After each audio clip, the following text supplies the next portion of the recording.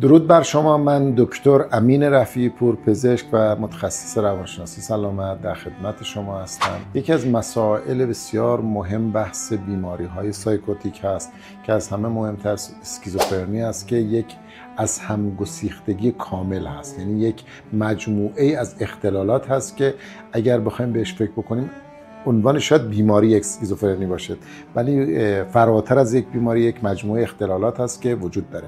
معمولا این افراد یه سری علائم دارن، مثل هیجان کم، مثل بی‌عاطفگی، مثل از همگسیختگی تفکر، هذیاناتشون هست، توهماتشون هست، ممکنه خیلی هاشون اضطراب شدید، افسردگی شدید داشته باشن، علاقه اجتماعیشون بسیار کاهش پیدا میکنه. بیماری اسکیزوفرنی یکی از بیماری هایی است که هم بحث خانواده درگیر میشه، هم اجتماع درگیر میشه و باید ما یک آموزشی به اجتماع بدیم که بتونه در خصوص اینا به مردم آگاهی رسانی بشه که بتونن درک واقعی رو از این بیماری داشته باشن. چرا که با توجه به از همگسیختگی تفکر، با توجه به اینکه اینا ممکنه دچار هذیانات و توهمات بشن و این منجر میشه به اینکه هم اجتماع، هم خانواده و هم خود فرد آسیب جدی از این بیماری و اختلال ببینه. سپاسگزارم.